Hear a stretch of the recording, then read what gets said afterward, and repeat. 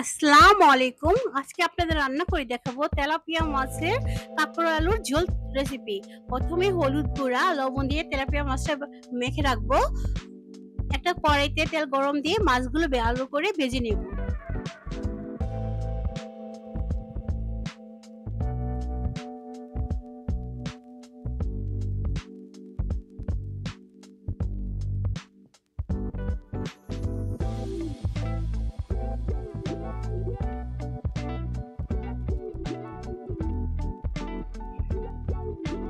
যখন মাছগুলো ভালো করে ভাজা হয়ে যাবে তখন মাছগুলো উঠিয়ে নেব। আলু আর কাঁকরোল আমি কেটে রেখেছি। এখন ভালো করে আলু আর কাঁকরোলটা ভেজে নেব। ভালো করে ভেজে নেব, তাহলে একটা ফ্লেভারফুল গ্রান আসে। তরকারিতে একটা অন্যরকম স্বাদ লাগে। আমি কাঁকরোল আর আলুটা ভালো করে ভেজে নেব। আপনারা চেষ্টা করবেন ভালো করে কাঁকরোল আলুটা ভেজে নিতে।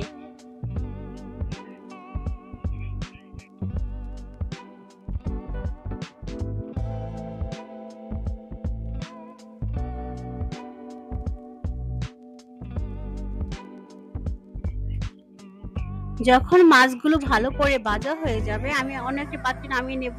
কাঁকরোল ভাজা হয়ে গেছে, অন্য একটি পাত্রে নামিয়ে একটা অন্য কড়াইয়ের মধ্যে অল্প পরিমাণ তেল দিয়ে পেঁয়াজ আর কাঁচামরিচ ফালি দিয়ে দিব।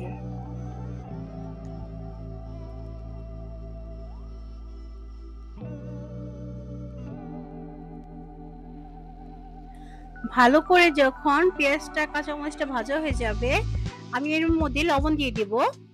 লবণটা দিলে পেঁয়াজটা দ্রুত নরম হয়ে যায়, ভাজা হয়ে যায়। পেঁয়াজটা যখন ভাজা হয়ে যাবে আমি 1 চা চামচ আদা রসুন পেস্ট দিয়ে দিব।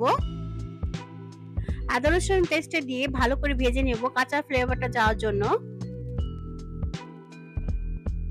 1.5 চা চামচ মরিচ গুঁড়া, 1/2 চা চামচ হলুদ গুঁড়া,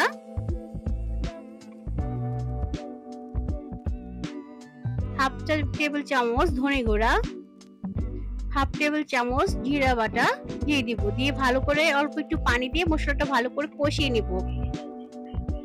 যখন মশলা থেকে তেলটা ছেড়ে দিবে আমি ভেজে রাখা আলু আর কাঁকরোলটা দিয়ে দেব। দিয়ে ভালো করে মশলার সাথে কষিয়ে নেব, ঢাকনা দিয়ে ঢেকে দেব।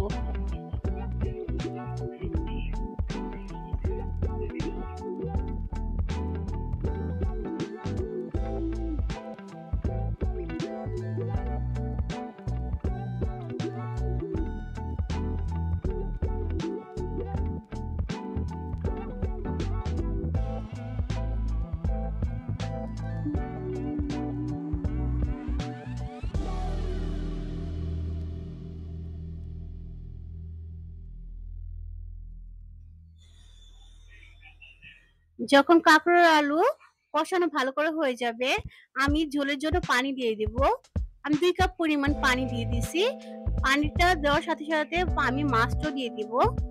মাছটা রান্না হওয়ার জন্য দিয়ে দিব, তারপর ঢাকনা দিয়ে ঢেকে দেব।